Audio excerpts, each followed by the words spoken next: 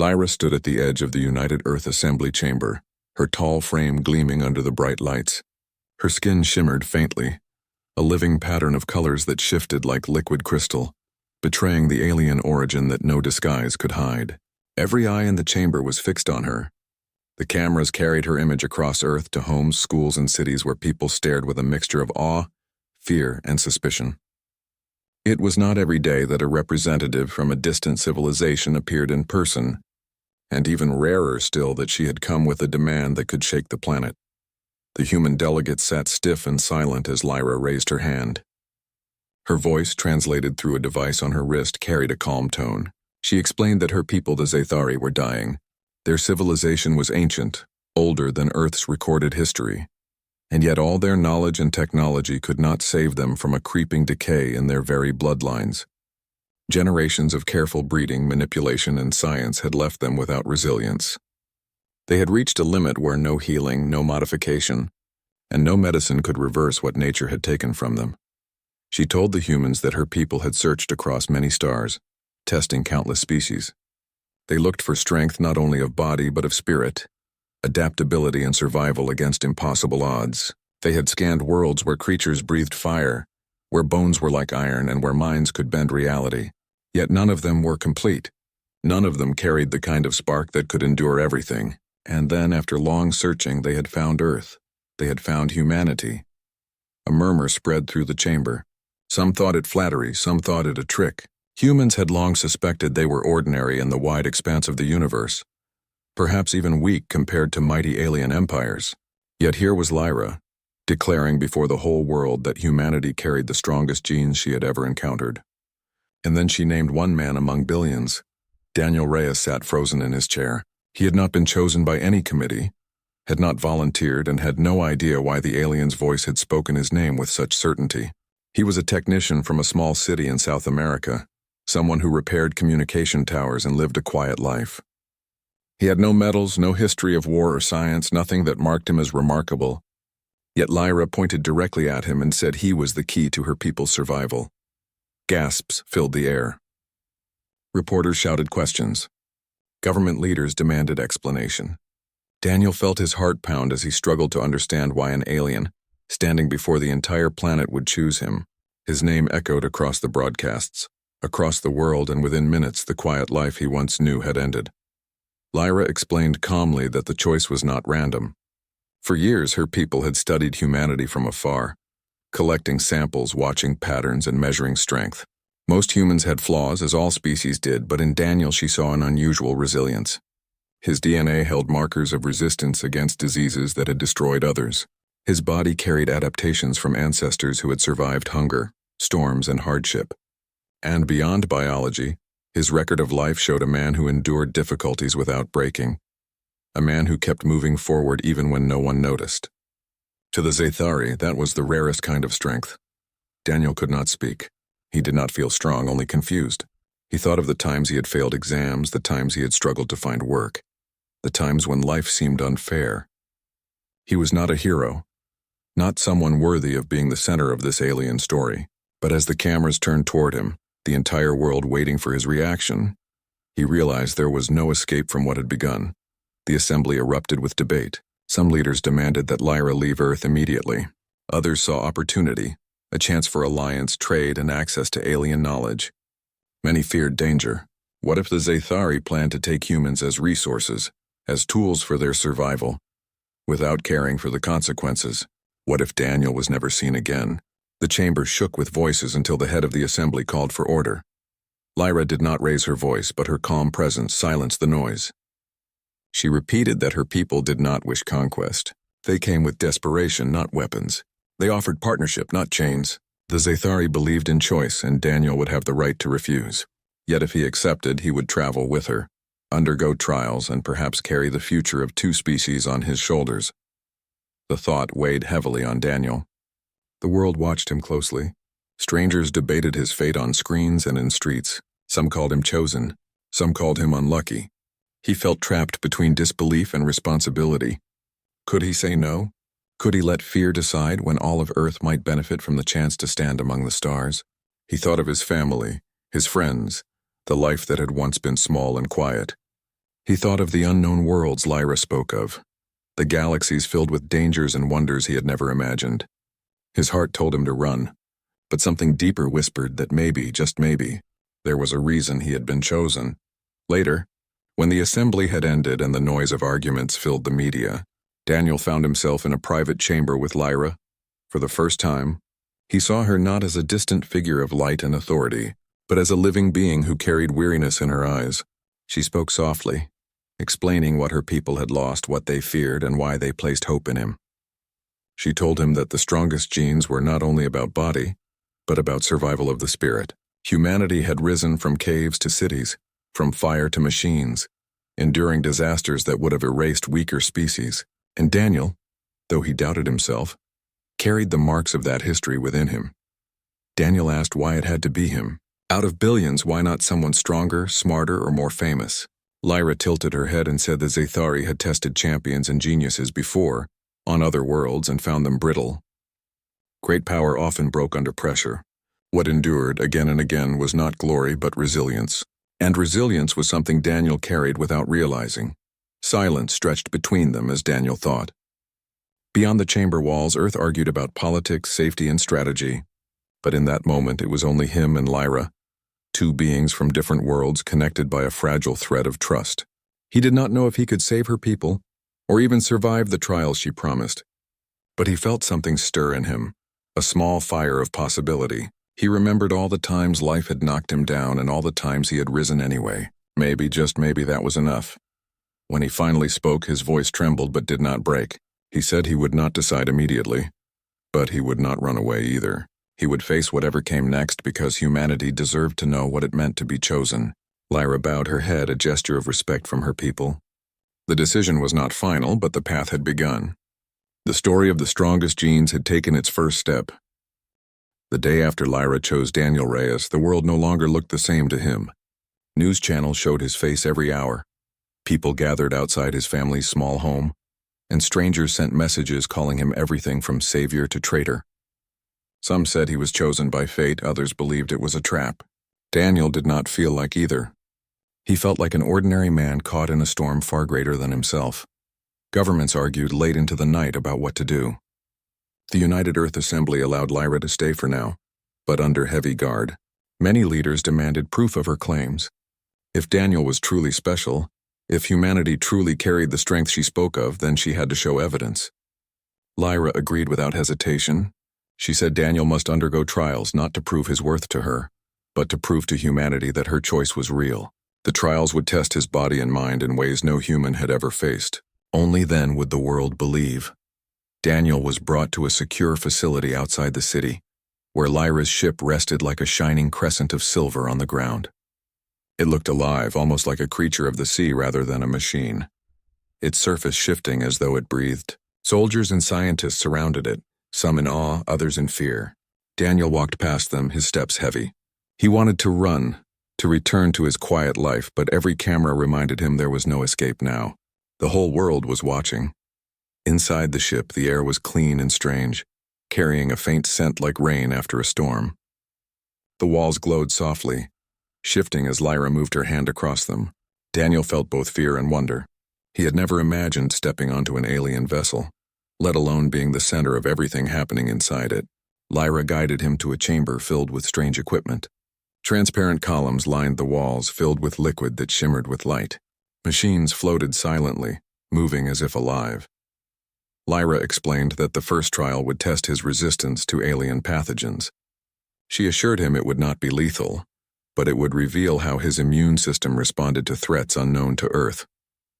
Daniel's stomach tightened at the thought. He remembered every illness he had caught as a child, every time fever burned through him, and he wondered if this was how it would end.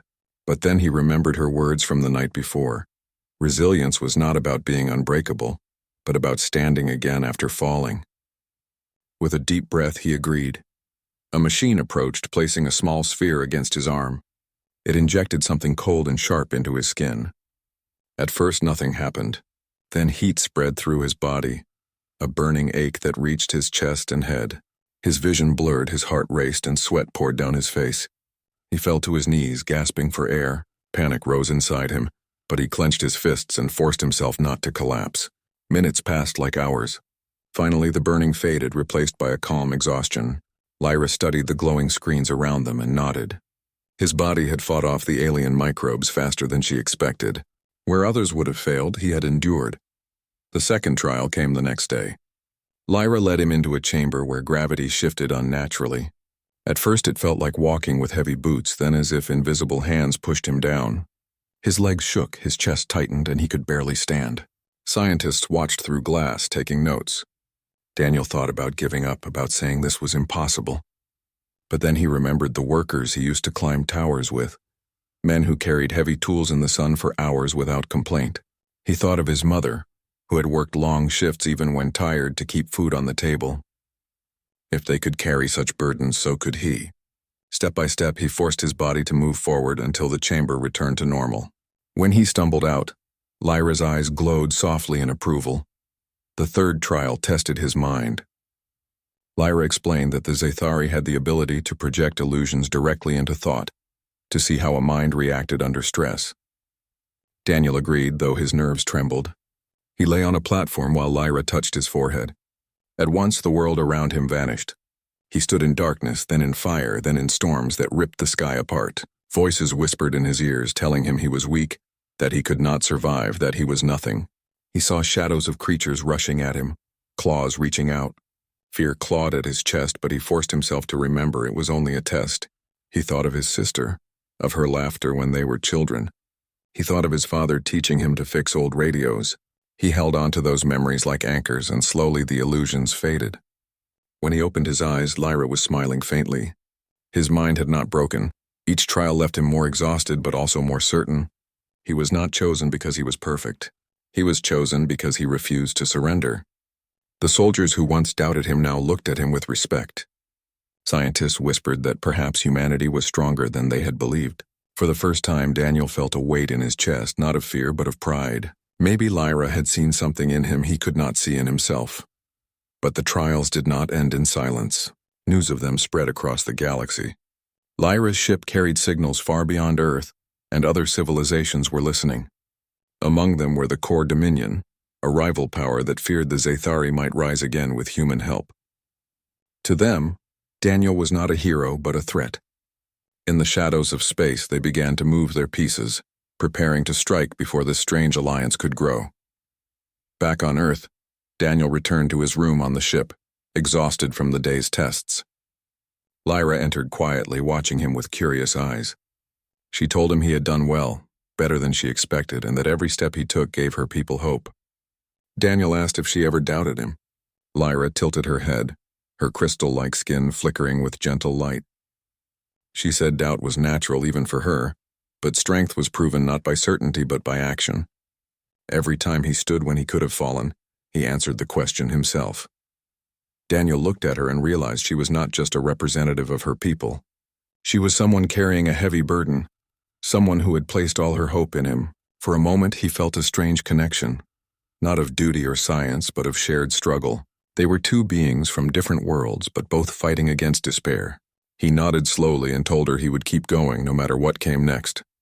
Outside, the world still argued about politics, risks, and rewards. But inside that ship, Daniel Reyes began to understand what it meant to be chosen. He was not just a symbol for humanity. He was a man learning to discover the strength that had always been inside him. The days of testing changed Daniel Reyes. He no longer felt invisible like the man who once fixed towers in silence. Now he walked through halls where soldiers stepped aside, and scientists whispered as he passed. Cameras no longer saw him as an ordinary human, but as someone holding the key to the future. Yet deep inside, Daniel still doubted. He carried the weight of the world on his shoulders, but he often asked himself, what if I fail? What if I am not enough? Lyra never pressured him with answers. She guided him, explained the importance of each trial, and reminded him that strength was not perfection. But she also warned him that the world beyond Earth was not waiting in peace. The galaxy was wide, filled with powers that would not welcome humanity's sudden rise. One name returned again and again in their conversations: the Core Dominion. The Core were a warlike species, brutal and proud. They had battled the Zathari in the past and taken joy in their decline. To them, Lyra's mission was dangerous. If the Zathari found renewal through humanity, the balance of power would shift. To the core, that was unacceptable. One night, while Daniel rested on the ship, alarms shook the air.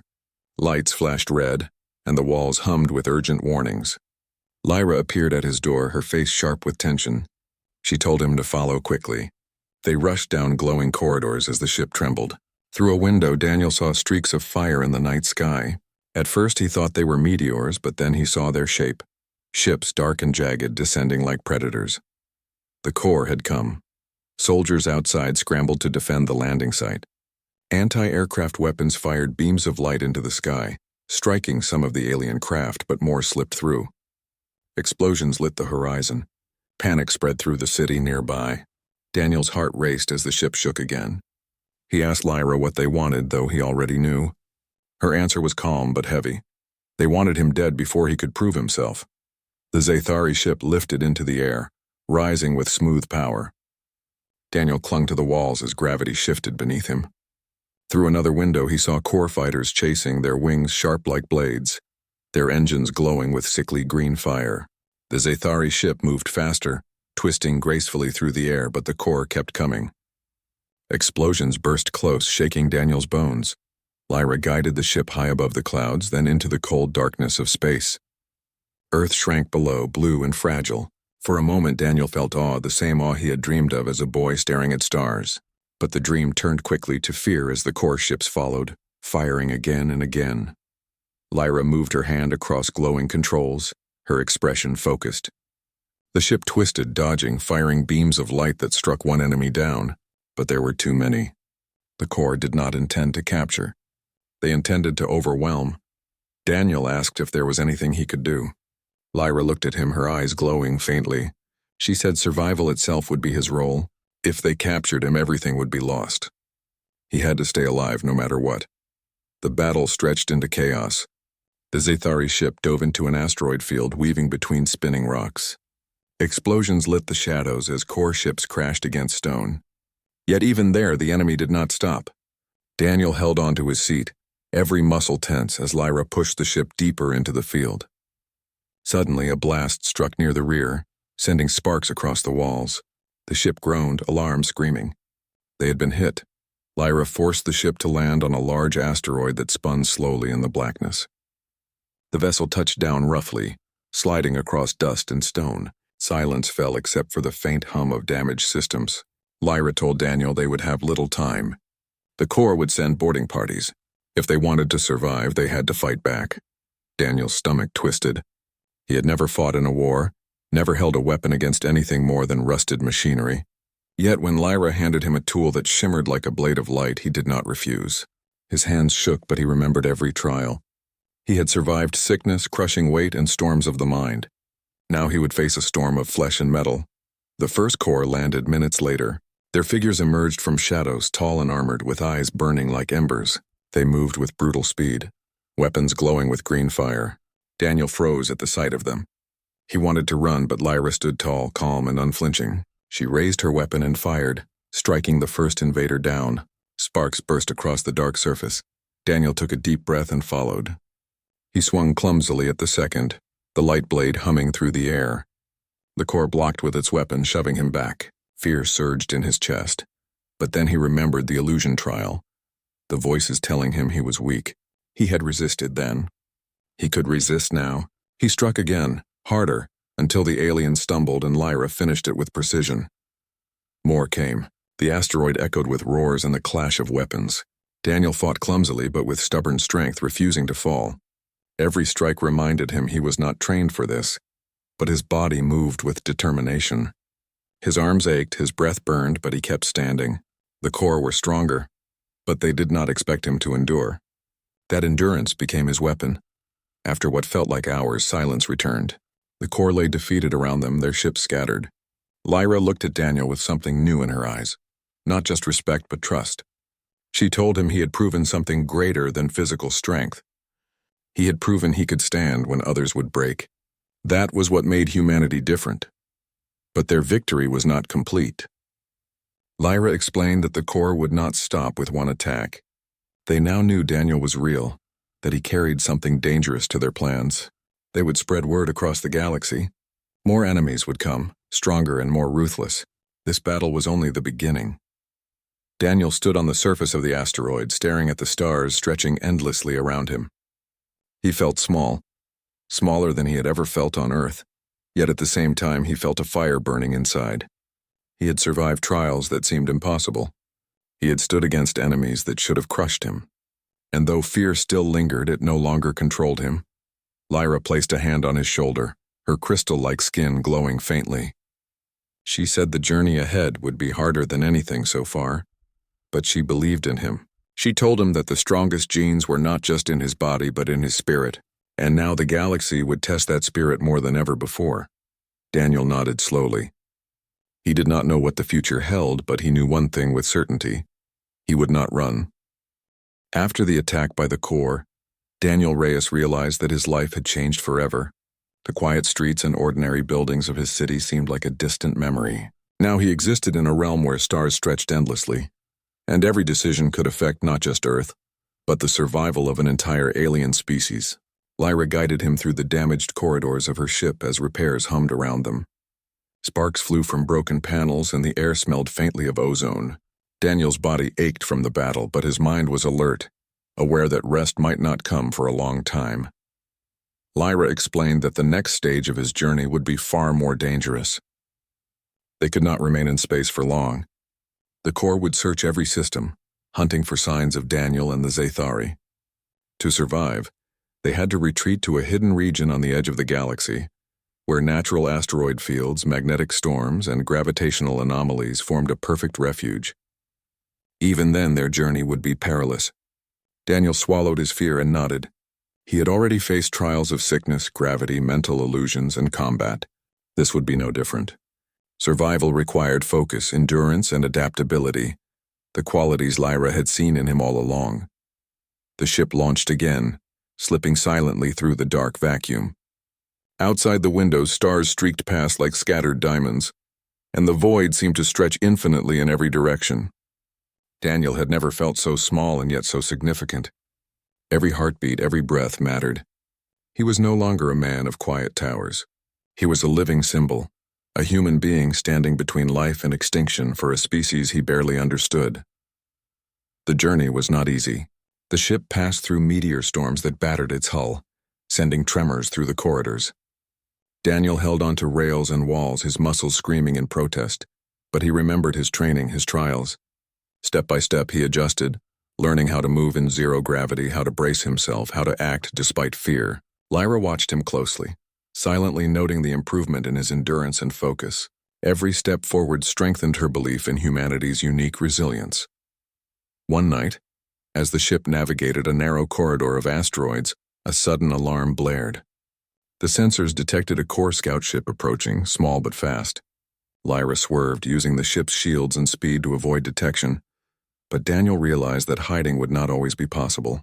He had to prepare to act, to adapt. Lyra trained him on the controls, showing how to manipulate shields, energy pulses, and defensive maneuvers. His hands trembled at first, but then he grew more confident. Each small victory reminded him that survival was a matter of will, not perfection.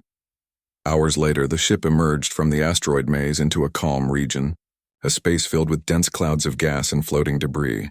Lyra called it the Veil, a natural camouflage that had protected her people in the past. They landed on a massive abandoned station built long ago by a civilization now extinct. The structure was worn and empty, yet it offered shelter. Daniel stepped onto the cold metal floor, hearing only the echo of his boots. The station was quiet, but he knew danger was never far away. Lyra explained that here Daniel would undergo the next phase of training. This time it would combine everything he had learned, mind, body, and spirit. They would simulate environments that tested his adaptability, exposing him to alien climates, unpredictable hazards, and mental challenges. Daniel realized this was more than training for survival. It was training for leadership. If he could endure these tests, he could guide not only himself but also others in moments of crisis. The first simulation placed him in a dense jungle filled with alien flora. Plants moved with a life of their own, some snapping when he got too close, others releasing spores that clouded the air. He had to navigate the terrain, find water, and avoid danger. At first, Daniel stumbled, tripping over roots and nearly inhaling toxic pollen, but he remembered Earth's forests, the lessons he had learned while exploring as a child, and slowly he adapted. He used his senses, his memory, and his reasoning to survive. By the end of the trial, he had not only survived but had thrived, using quick thinking to overcome obstacles that seemed impossible. Next came a desert simulation, with blistering heat and shifting sands. His body ached under the pressure, dehydration gnawed at him, and the landscape constantly changed.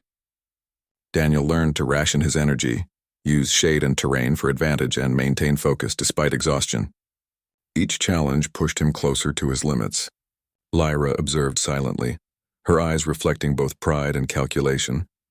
She had never seen another being respond to tests with such persistence, such refusal to surrender. Then came the most difficult trial, mental projection. Lyra tapped into her ability to create illusions, projecting Daniel into situations designed to test his deepest fears. He faced isolation in vast voids, confrontations with memories of failure, and visions of threats that seemed unstoppable. Panic rose again and again, but each time he grounded himself, recalling lessons from previous trials, the bonds he felt with Earth, and the strength that had carried him this far. By the end, he was exhausted beyond measure, yet triumphant. He had faced not just external dangers, but the inner storm of fear and doubt. Throughout these trials, Daniel noticed something remarkable about himself. He could adapt even in ways he did not consciously understand. His body learned quickly, his mind grew sharper, and his instinct to survive became stronger with every challenge. He began to see why Lyra had chosen him. Humanity's strength was not in perfect genes or physical prowess alone. It was in persistence, intelligence, and an unyielding will to endure. One evening, as the artificial suns of the simulation dimmed, Daniel and Lyra stood together on the observation deck of the station. He looked at the stars scattered across the black expanse like countless eyes watching silently. He realized that the galaxy was not a simple place. It was dangerous, full of civilizations with their own ambitions, fears, and strategies. The core were only the beginning. Others would notice Earth, others would judge humanity, and others might challenge them in ways far worse than anything they had faced. Lyra spoke softly, reminding him that what he had learned here was just preparation. The real test would come when choices mattered not just for survival, but for the lives of countless beings. She said that he would need to teach, inspire, and lead as well as endure. Daniel understood, though the thought was heavy. He had never been a leader. He had only been an ordinary man doing his best. Yet the trials had changed him. He realized he had the ability to rise to challenges that once would have crushed him. Days passed, and Daniel continued his training, becoming more skilled, more confident, and more aware of his role. Lyra never pushed him beyond reason, but she never let him rest either. She treated him as an equal, a partner, someone whose choices mattered as much as hers. Through every simulation, every test, Daniel discovered new depths to himself. He realized that the strongest genes were not just in his body, but in the way he thought, reacted, and endured. One night, after a particularly grueling exercise simulating extreme cold and near-zero gravity, Daniel collapsed in exhaustion. Lyra stayed beside him, silent, watching as he slept. She thought of her people, who had faced extinction for centuries, and how rare it was to find a being like him. In Daniel, she saw the combination of human resilience, adaptability, and courage that could help save her civilization. She also saw hope for a partnership, a future in which two species could learn from each other and face the dangers of the galaxy together. Daniel woke to the hum of the station and the soft glow of Lyra's skin. He stood slowly, feeling the ache in every muscle, yet also feeling stronger than he had before. The trials had not broken him. They had sharpened him, and now he knew the galaxy awaited him not as a place of dreams, but as a field of challenges, where every decision could change the course of countless lives. He looked at Lyra and nodded. He did not need words to promise that he would endure no matter what came next. He understood that survival, courage, and the willingness to act in the face of impossible odds were the true measure of strength. Humanity's gift to the stars was not just in its genes, but in its spirit, and Daniel Reyes was ready to show that spirit to the universe. Daniel Reyes stood at the observation deck of the hidden station, staring at the swirling colors of a distant nebula. The quiet hum of the ship filled the room, a soft reminder that even in this remote corner of space, danger was never far away. He had endured trials that tested his body, mind, and courage. He had survived attacks, alien landscapes, and mental projections designed to break him.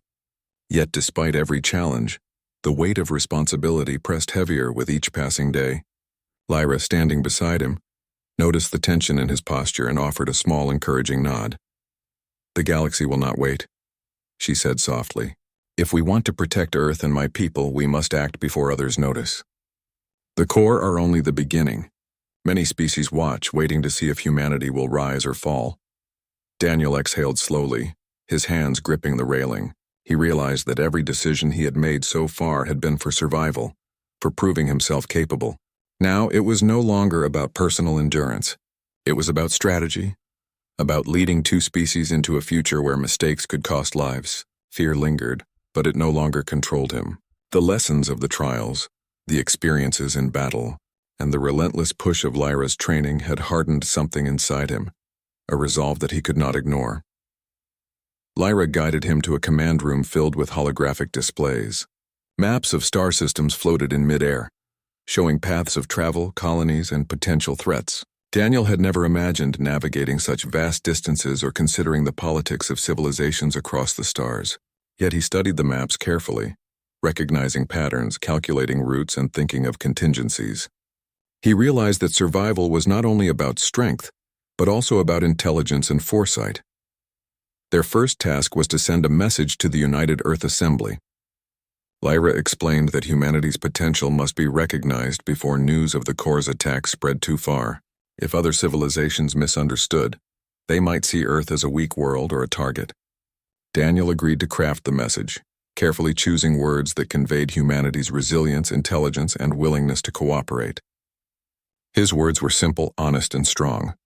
Within hours, the message traveled across light years, reaching leaders and civilizations far beyond Earth. As they awaited responses, Lyra and Daniel trained together on the station. She taught him advanced maneuvers for the ship, how to predict enemy movements, and how to coordinate defenses with minimal resources. Daniel grew more confident with each session. His muscles ached less from exhaustion and more from purposeful effort. The ship's corridors, once intimidating and alien, now felt familiar. He understood the systems, the rhythms, and even the quiet hum of the engines. The station was no longer just a shelter. It had become a classroom, a battlefield, and a home. Days later, scouts from other species arrived. Some were curious, some cautious, and others openly hostile. Daniel faced their questions, their tests, and their challenges. He realized that these encounters were different from the simulations or core attacks. Here, diplomacy, reasoning, and human empathy were weapons as important as strength. Daniel spoke calmly, demonstrating humanity's ability to adapt, survive, and cooperate. The visitors left with respect, reporting back to their own civilizations that Earth was not to be underestimated, but the peace was temporary. A larger fleet of core warships appeared near the station's edge. They had regrouped, bringing reinforcements. This time the attack would not be a surprise. Lyra and Daniel prepared for battle with precision. They coordinated defenses, assigned roles to every available fighter, and planned strategies that relied on agility, intelligence, and timing rather than raw force. Daniel understood that survival depended on every choice he made and every order he gave. The first wave struck with blazing speed. Core ships darted through space, firing energy beams that lit the void. Daniel directed the Zathari defenses, giving commands quickly, adjusting to changes as attacks came from unexpected angles. He remembered the trials, the moments when he had felt helpless and chosen to act anyway. That determination now guided his decisions. He watched the beams of light, the explosions of enemy ships, and realized that courage alone could not win battles. But courage combined with strategy could. Lyra fought alongside him, her movements fluid and precise. She relied on his instructions for some maneuvers, trusting his judgment even as the battle escalated. Daniel marveled at the trust she placed in him. The acknowledgement that a human mind could navigate challenges as complex as any Zathari could. Together they dodged attacks, set traps, and used the asteroid fields for cover. Every strike they made was calculated, every retreat deliberate. Daniel felt a clarity he had never known. Focus born from necessity, sharpened by experience and strengthened by will. Hours passed, and the battle raged. The Corps were relentless, but Daniel and Lyra anticipated their moves. They adapted when the enemy changed tactics, forcing them into positions where agility and quick thinking became decisive. Daniel found himself exhilarated not by violence, but by the proof that humanity could survive and thrive even in the face of a relentless enemy. Each victory, no matter how small, reinforced a truth that had been growing within him since the first trial. Humans were extraordinary, not because they were flawless, but because they endured, adapted, and refused to surrender. Finally, the Corps retreated. Their fleet scattered, damaged and demoralized. Daniel and Lyra watched as they disappeared into the darkness of space. Relief swept through the station, though exhaustion followed closely behind. Daniel felt every muscle ache, every nerve tired, yet his heart was light with triumph. They had survived. More than survived, they had proven themselves. In the aftermath, representatives from other civilizations arrived to witness the outcome. They observed the human Daniel Reyes, who had stood in the midst of chaos and guided the course of battle.